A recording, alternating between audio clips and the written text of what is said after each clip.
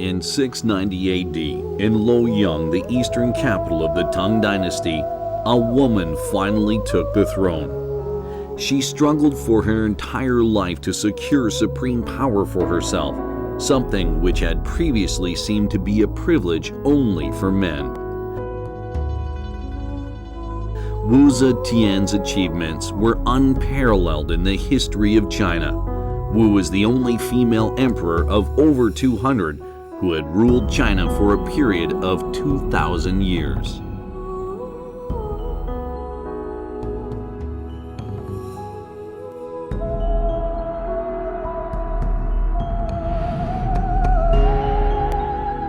At 14, her talents are noticed and she is admitted to the imperial palace. At 26, she is forced to become a nun. At 32, she officially becomes the Empress of Emperor Gaozong. At 60, she starts to monopolize imperial power, and at 67, she is honored as the sacred and divine Empress Regent.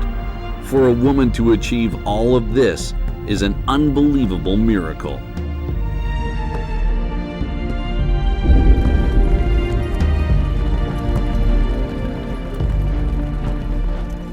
Wu spends most of her time in Luoyang during the period she rules the Tang Dynasty. In 701 AD, she finally returns to Chang'an. She is 78 years old.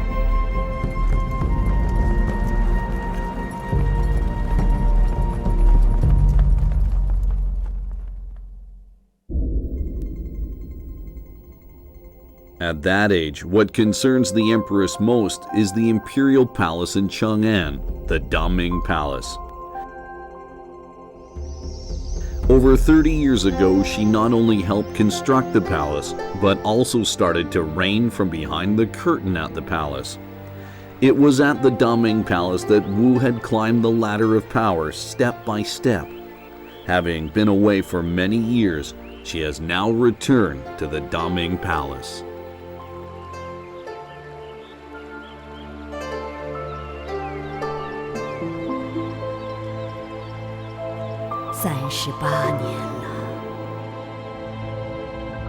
The Daming Palace is the largest palace complex in the history of China. It is the size of 500 football fields. The main halls stand along the central axis symmetrically and in an orderly and strictly hierarchical configuration. The three grand halls, the Hanyuan, the Xuanzheng, and the Ziqian, lie along the axis. The three grand halls in the south are places for emperors to hold court and deal with state affairs. Those in the north are places for the imperial family to live, which are the most luxurious and magnificent places of their kind in the Tang Dynasty.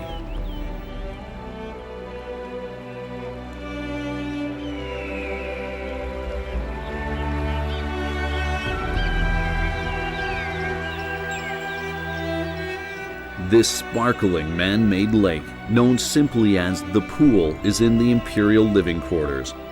There are three islands in the center of the huge pool, symbolizing three immortal mountains near the eastern sea. On the largest island, the Penglai Island, there is a beautiful pavilion with a golden dome and red eaves. From time to time, swans and ducks would waddle through the green grass and luxuriant trees, playing and fooling around.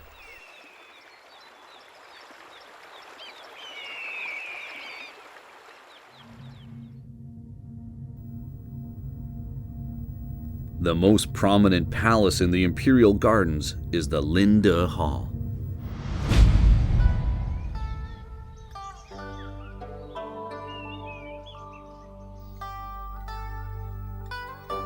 The terrain of the Daming Palace is full of ups and downs, and the Linde Hall is constructed on the higher land west of the pool.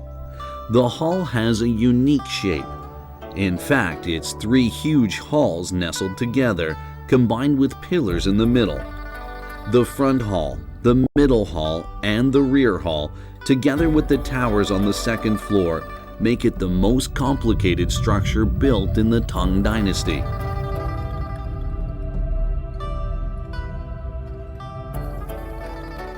The Linde Hall's triple-layered pattern is also unprecedented in the history of ancient Chinese architecture.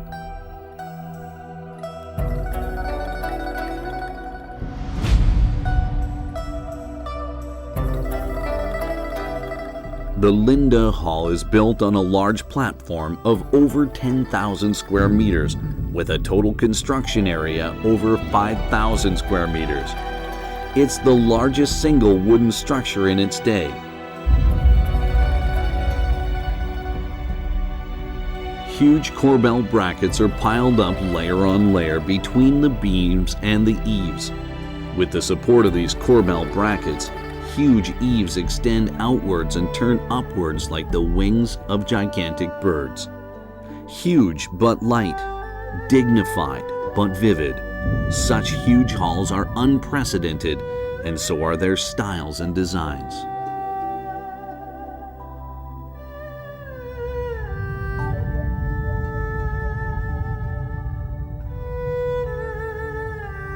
Neat but not stiff. Luxurious but not fragile. The magnificent Linde Hall is an outstanding example of ancient architecture. With vigorous manner and dignified style, it symbolizes the splendid achievements of the Tang Dynasty's architectural art.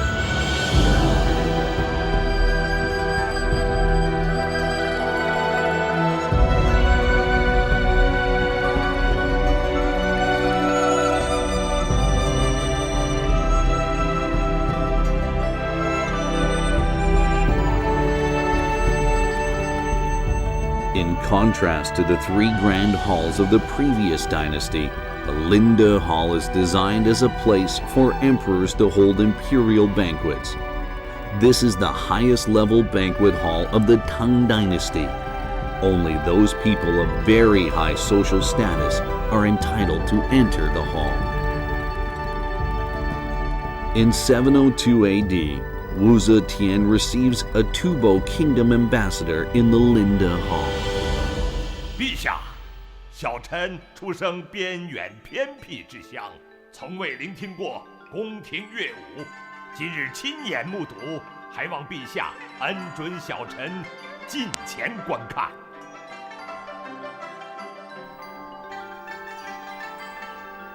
The Tubo people who live on the frontier have never seen such huge palaces, beautiful dances, colorful costumes, and a powerful female emperor.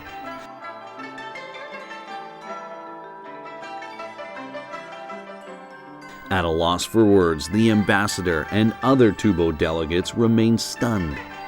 To feel the style of the Tang Dynasty, one has to experience it in person.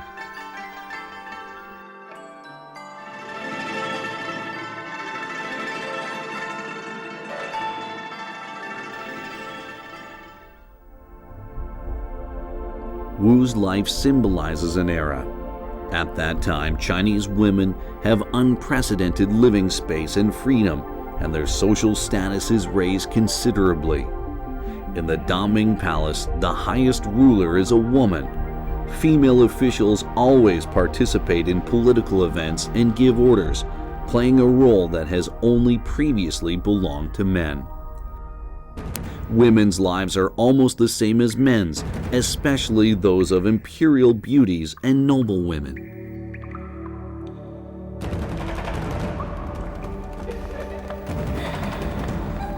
According to historical records, the women of the Daming Palace are very fond of a particular recreational activity, a ball game.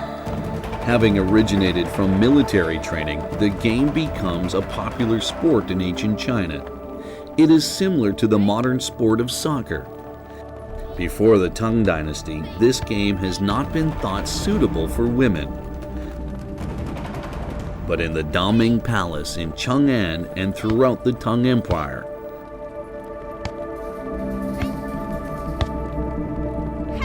women can participate in any activity as they liked, just like men.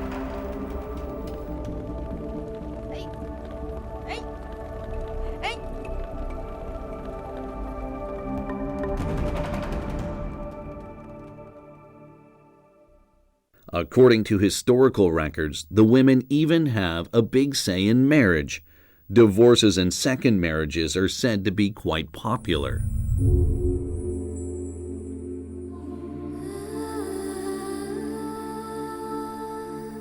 In this period, women's clothes are both expressive and gorgeous.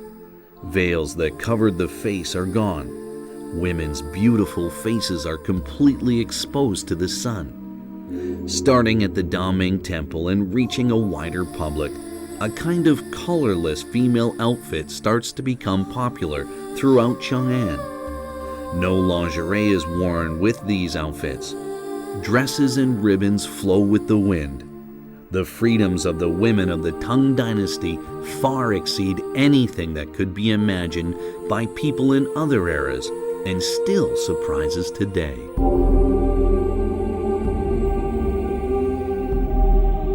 The imperial family leads the fashion trends of Chang'an, and their chosen styles gradually spread to the entire city.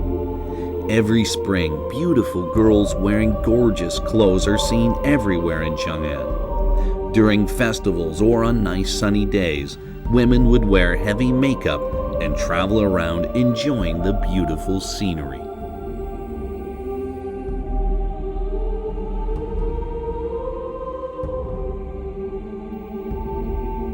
Today, we can still feel their passion and sense their overwhelming vigor from these mural paintings dating back to the Tang Dynasty.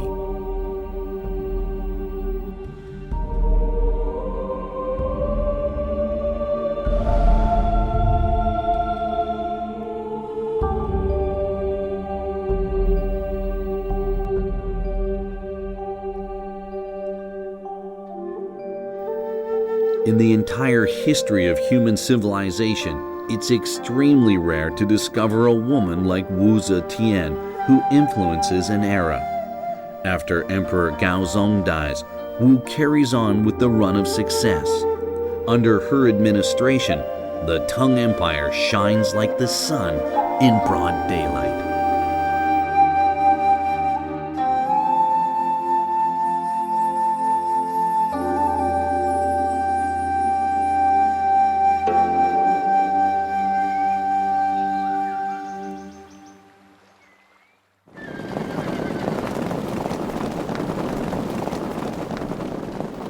In December 702 AD, the Tang Dynasty establishes an outpost north of the Tian Shan Mountains, taking control of a vast expanse of territory. Areas south of the Tian Shan Mountains are also under Tang's control. Not only does the female emperor keep the empire's territory intact, she also greatly extends the Silk Road.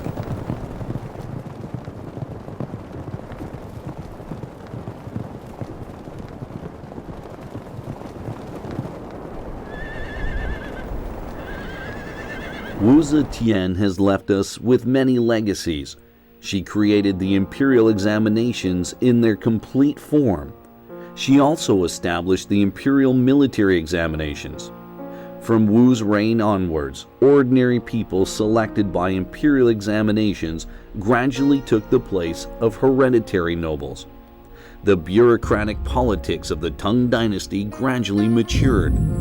Like a magnificent rainbow, Wu brightened the sky of the Tang Empire with her own light.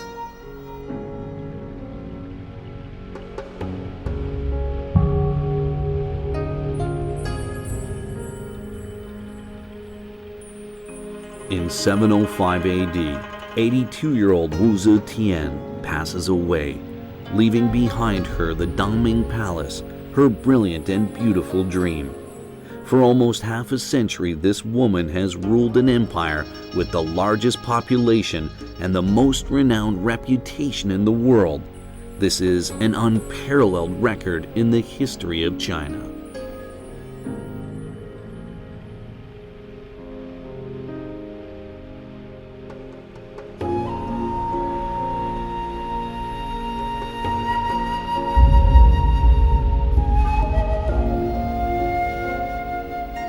She tells her children after she dies, her title of emperor should be removed, as she wants to be buried with the title of empress. Wu Zetian is buried with Emperor Gaozong, formerly known as Li Zhi, here in Shanxi province.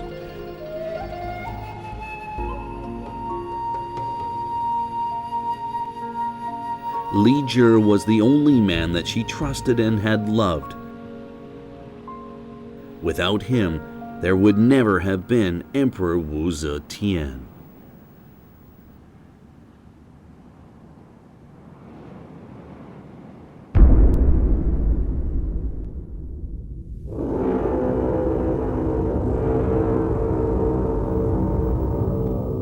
Wu's third son now takes the throne, Emperor Zhongzong.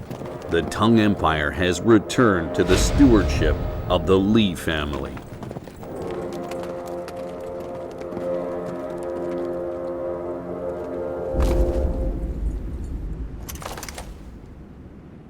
In 709 AD, the Tubo ambassador visits the Dongming Palace for the third time. The emperor holds a magnificent polo game to welcome the Tubo delegates who have come from so far away.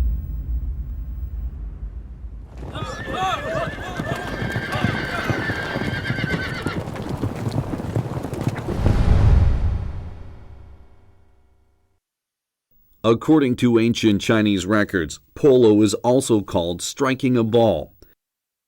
It is said that this most opulent sport originated in Persia. Other records say it originated on the northwestern plateau of ancient Tibet. Ancient Tibetans are said to be good at riding and especially good at playing polo.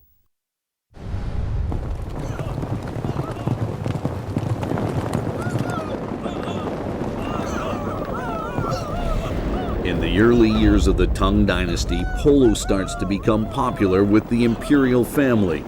Even the emperor is very fond of a fierce and stimulating polo match.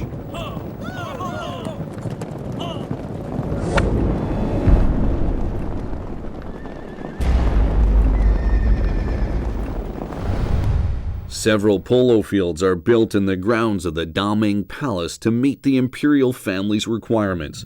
Imperial guards, nobles, and officials are all very keen on playing polo. This match is between the Imperial Polo Team and the Tubo Polo Team. The Imperial Polo Team is comprised of guards from the Dongming Palace, while the Tubo Team is made up of Tubo nobles who love riding.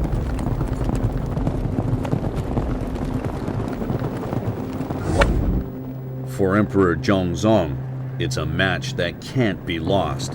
How could the powerful Tang Empire lose to a remote people like the Tubo? The Tubo has been defeated by the Tang Empire in a war that broke out not so long ago, so the Tubo nobles want to get their revenge through the game.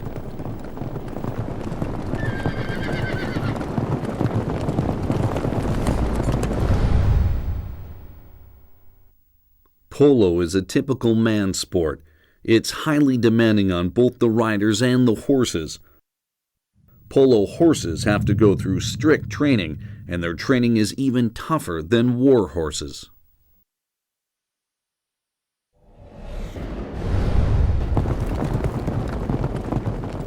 The players have to master not only skilled riding techniques, but also a will of iron. The polo field is like a real battlefield. Falling from horses, breaking legs, and even death are commonplace.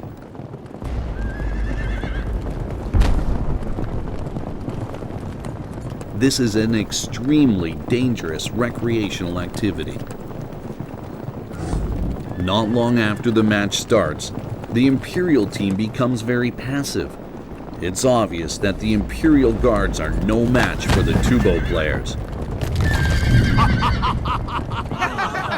The tubo players have a good reputation and are really good at hitting the ball.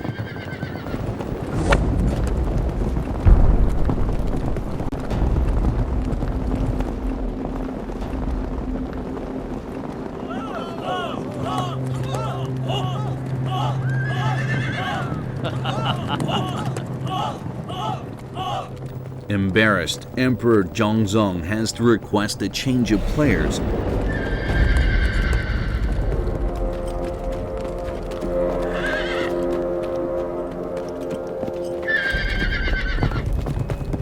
The game restarts.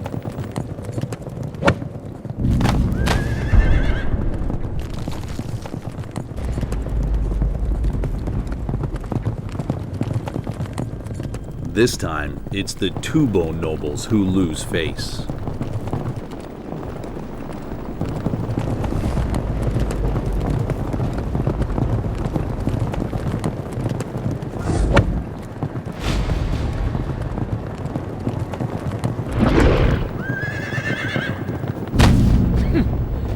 The game ends with victory for the Imperial team, and the reputation of the Tang Empire is intact. The Imperial player who saves the day is Prince Li Longji, one of Wu Zetian's grandsons.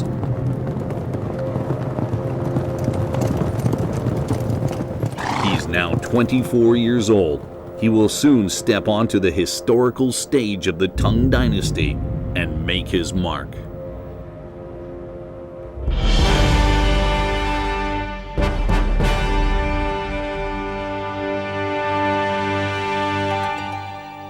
In 710 AD, not long after the Tubo delegation departs, through the Daming Palace's Xuanwu Gate, another palace coup is about to take place. In Chinese traditional culture, Xuanwu is the god who guards the north, but it seems that the Tang Dynasty's Xuanwu Gate always has something to do with palace coups. This time around, it is Li Longji who leads the coup.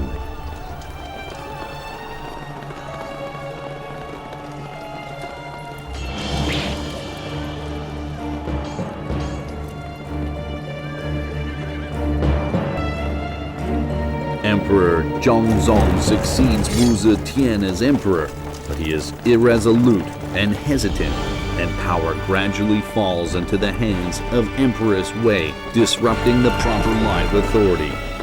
Li Longji has stood up for himself when the empire needs him most. Empress Wei, who intends to seize power, is killed, and lawful order restored to the empire.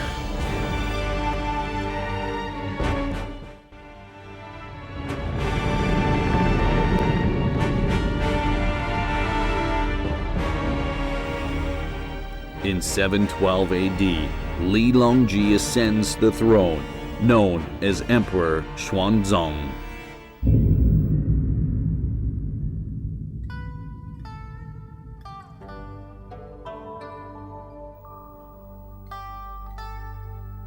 He holds a special imperial examination in the Xunjiang Hall of the Daming Palace soon afterwards. The examinees are newly appointed county magistrates. Before they take up their posts, the emperor decides to check on them himself. He believes the root of an empire lies in its thousands of counties. Although county magistrates belong to a relatively low rank, They are nevertheless the center stones of the empire. They need to be talented and properly qualified.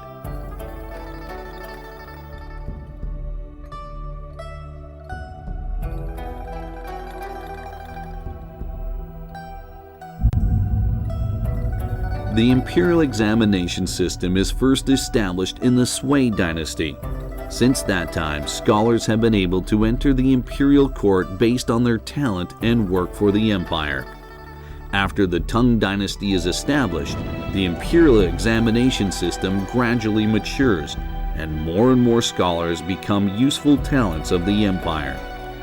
As an emperor, Li Longji has improved the imperial examination system. He sets restrictions on the quantity while raising the quality of officials. At the same time, he introduces a rotation system between central and regional officials. This not only improves communication between central and regional governments, but also raises the officials' managerial abilities. In order to keep tabs on what is going on in regional administrations, the emperor appoints inspectors to effectively supervise and examine officials of various levels and regions. The examination lasts a whole day. With great vigor, the emperor announces the results on the spot. Of the more than 100 examinees, only one man is found to have potential. He is ordered to take up his post immediately near the capital, Chang'an. Over 20 people are basically qualified, and they will be sent to various places around the empire in the near future. Almost half the examinees are found to be unqualified and are sent home with the instruction to continue their studies.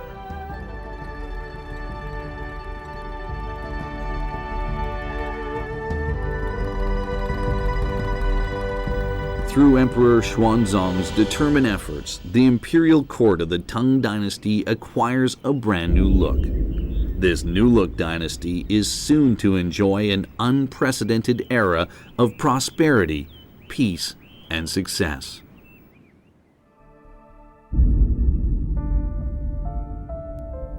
It's an era that's hard to put into words. It's in this area that a master of the Chinese language is born.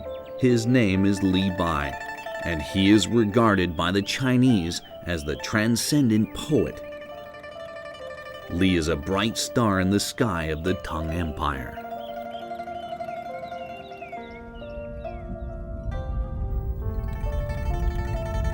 Li Bai was born in a town called Suyab, west of Mount Tianshan. The town had already become a place of strategic military importance on the Tang dynasty's western frontier.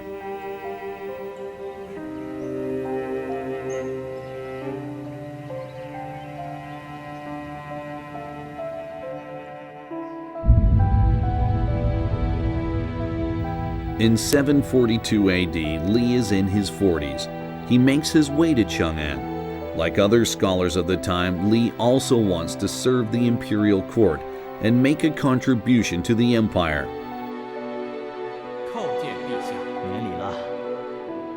He Zhijiang is another famous poet and holds an important position. Emperor Xuanzang has a lot of trust in him. He is greatly impressed by Li's peerless talent and recommends him highly to the emperor.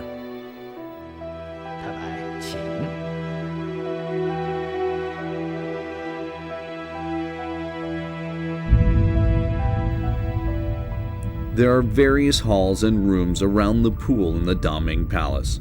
The quiet and elegant throne room is on its southern bank. The emperor often calls scholars into the room.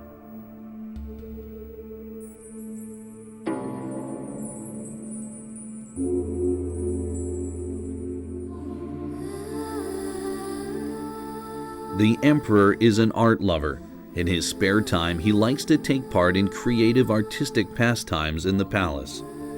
Poems and songs are very popular at the time, so poets and singers are well acquainted with one another. Singers need poets to write lyrics for them, and the poets will become famous if their songs are sung by a good singer.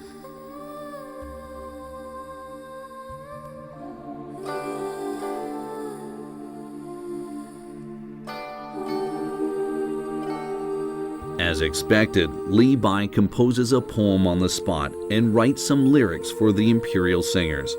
His unsurpassed talent impresses the emperor.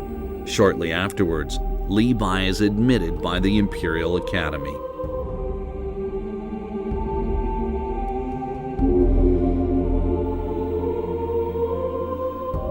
The Imperial Academy is located in the western part of the Daming Palace. It was initially established during the Tang Dynasty. Li is a secretary when he first enters the academy. The emperor loves art. He gathers the most outstanding scholars of the empire in his palace so he can call upon them anytime he wants. The scholars at the academy do not participate in politics and tend to live lives of idleness. The academy functions as an imperial art committee.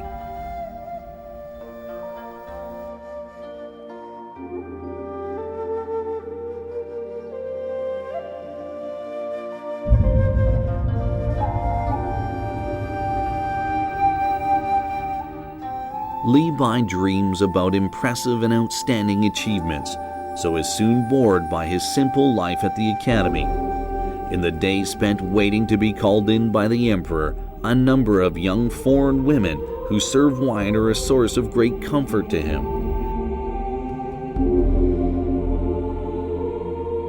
They are depicted in many of his poems.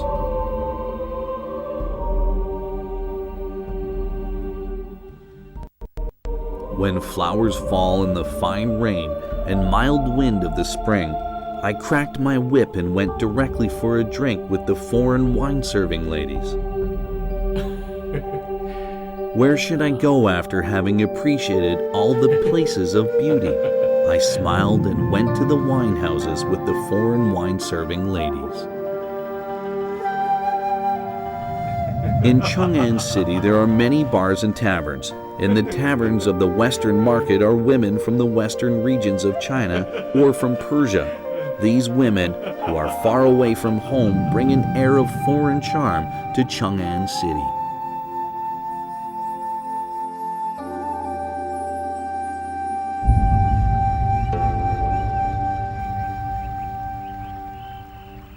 Yet the most charming place in the city is still the Daming Palace.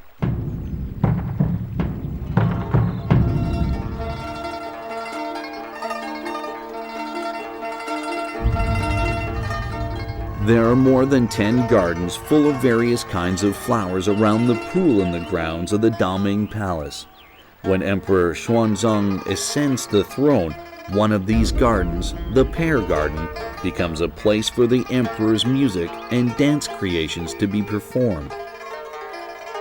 The Pear Garden is, in effect, the first Imperial Academy of Arts. The most talented artists of the Tang Empire gather here. The Imperial Band is composed of 10 divisions. Each is further divided in those who stand and those who sit. Each of the 1,000 or more court musicians has unique skills. The Imperial Band of the Tang Empire is probably the largest of its kind in world music history. The Emperor is the founder and also the most important artist of the Pear Garden. Of all the musical instruments, Emperor Xuanzang favors the drums. It is said that the emperor has lots of broken drumsticks to prove it.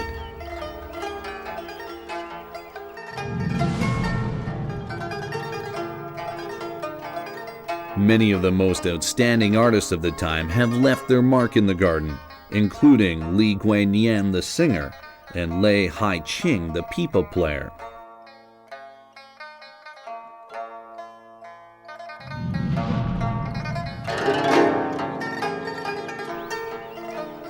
The most famous Tang poets, such as Li Bai, He Zhicheng, and Wang Wei, also pay frequent visits to the garden to compose poems. In this era, many art forms blossom in ways never before imagined possible.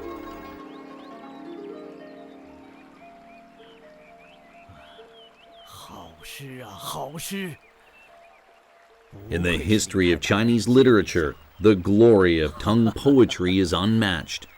Almost all art forms, including music, dance, painting, and calligraphy, reach new heights in the era. 谢陛下。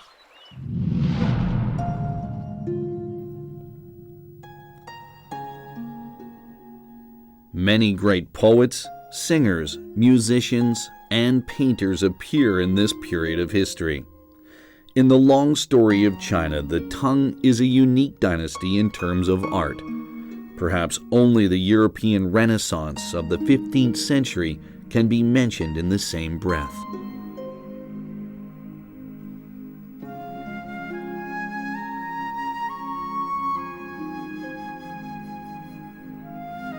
We are still not quite clear why so many artistic masterpieces appear only in the Tang dynasty.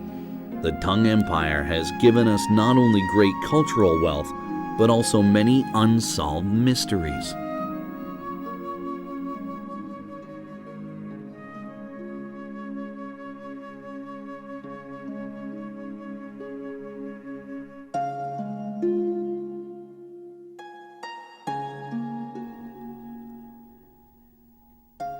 Today, in the museums of Shanxi province, we can see pottery horses like this. It is one of the icons of the Tang Empire. They are horses from people's imaginations, rounded and mellow, mysterious and passionate.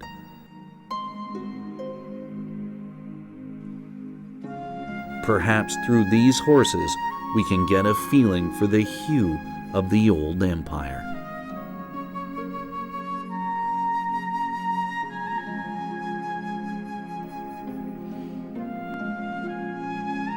We can experience the same feeling from these Tang Dynasty paintings. Graceful maids, passionate ladies,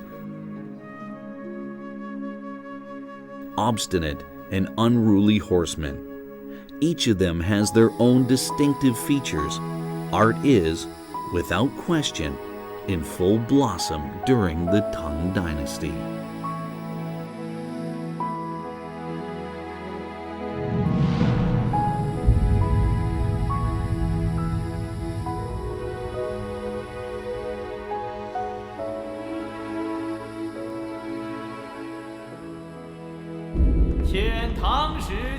Tang 5 years into Emperor Xuanzong's reign, Japanese envoys arrive in Chang'an for the 9th time.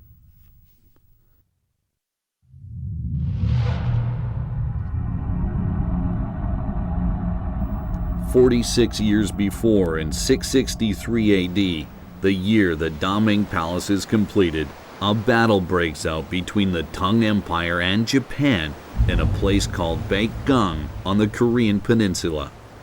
Japan almost loses its entire navy and suddenly notices the vast gulf between the Tang Empire and itself. So it strives to improve its relationship with the Tang Empire and starts to send envoys and students to China.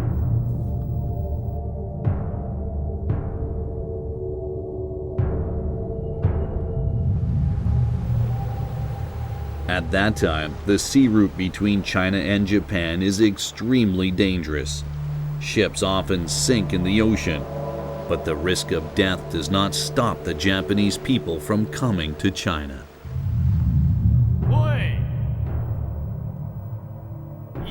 According to historical records, the 9th batch of Japanese envoys to Chang'an consists of 557 people. In addition to an ambassador, deputy ambassadors, and other staff, there are many students aged between 18 and 19. 19-year-old Abe no Nakamura is one of them. He has probably never expected that he will spend the rest of his life in China.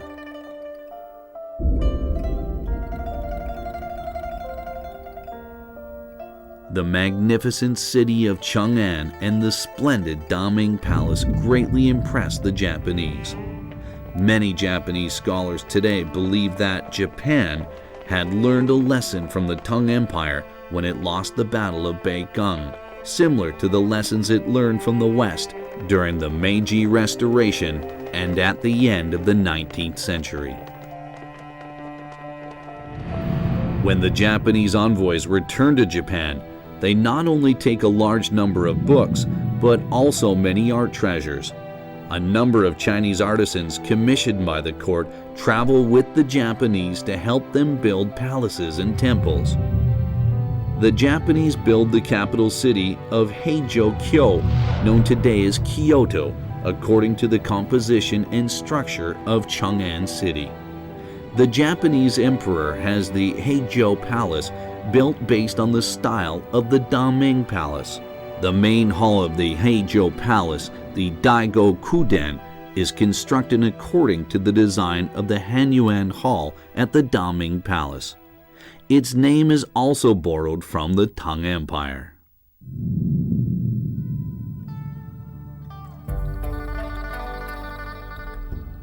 The board game Go has already spread to Japan by now, yet Japan still lags behind when it comes to serious competition.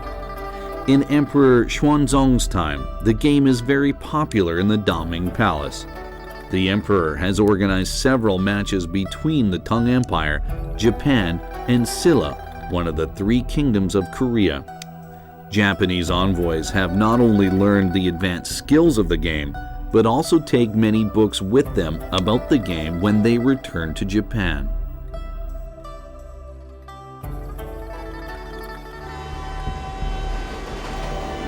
Japanese culture is deeply influenced by the Tang Empire in many ways, including regulations and laws, as well as city architecture and folk customs.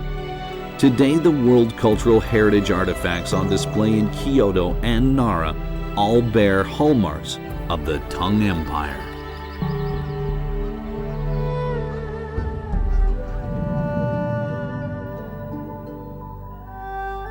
The Tang Empire provides the Japanese students with accommodation and a large number of scholarships.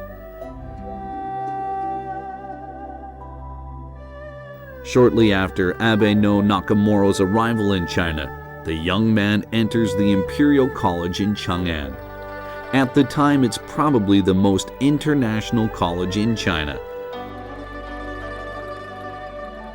Students from Japan, Silla, the Western regions, and Persia attend classes together to study Tang culture.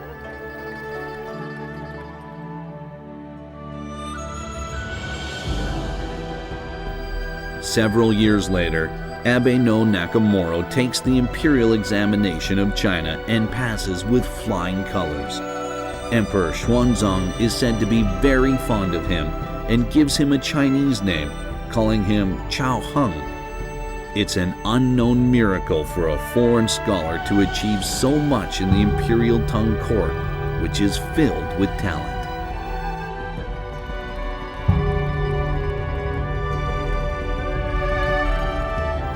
In 753 AD, the 11th batch of Japanese envoys arrives in China. They are met by the emperor in the Daming Palace Hanyuan Hall. Envoys from Japan and Silla quarrel over the seating arrangements. 启禀陛下，日本遣唐使请求坐于新罗上首。新罗猥琐偏狭，为何坐于上首？日本人羞辱新罗，请大唐皇帝明察。下去吧。For a while, the argument becomes very intense. "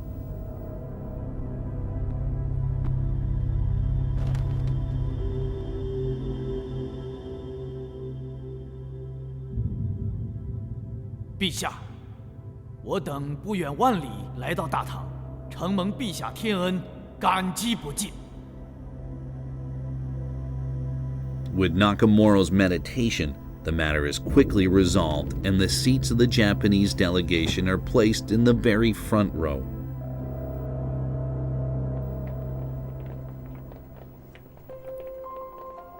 After dozens of years of effort, the former Japanese student Nakamura is promoted to head the archival bureau, in charge of the management of books and records, similar to today's curator of a national library. It is a high-level official post. Nakamura is to work for the Tang Empire and stay in China all his life. The Japanese envoy upon his return to Japan is promoted, not just once but several times, and finally to the post of Prime Minister. He makes great contributions to improving Japan's decrees and regulations based on the laws of the Tang Empire.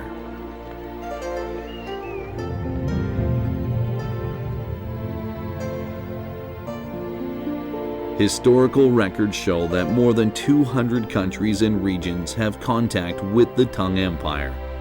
Japan sends envoys to Chang'an 15 times.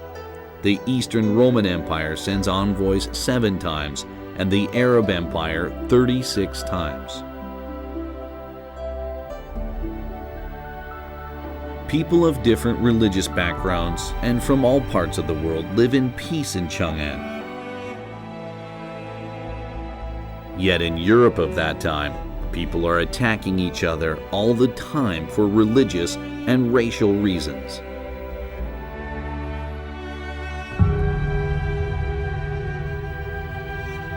While pagans shed blood on the European continent, the Tang Empire enjoys a harmonious mixture of different races and people of different social classes.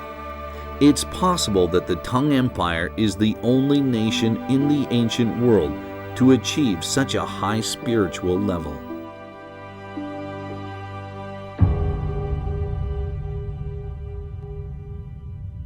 Emperor Xuanzong's achievements exceed many of those of his predecessors. Few of the emperors who come after him can surpass him. The Tang Empire is now experiencing a second heyday, with a continuous success that has since become a legend in history. During the reign of Emperor Xuanzong, 321 states and 800 frontier states are under Tang jurisdiction. The population exceeds 70 million. The largest country in Europe at the time has only 3 million people.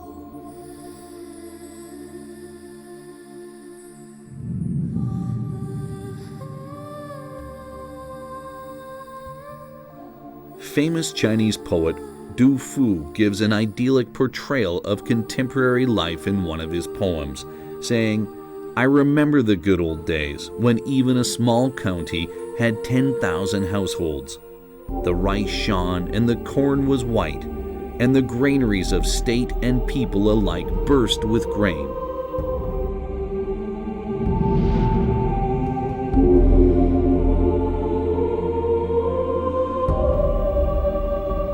The 15th day of the first lunar month of each year is the Lantern Festival. At night, Chang'an is illuminated as brightly as during the day. Thousands of ladies dance in the streets. They will not stop for 3 days and nights. People sing and dance to celebrate the good times. It's indeed a splendid age.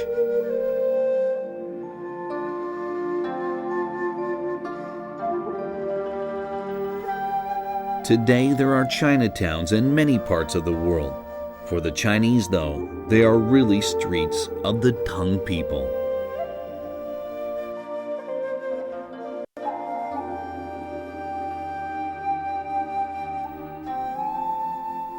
By the mid-8th century, Chang'an has become a city of legend in the East, and the Daming Palace is the most glorious chapter of that legend.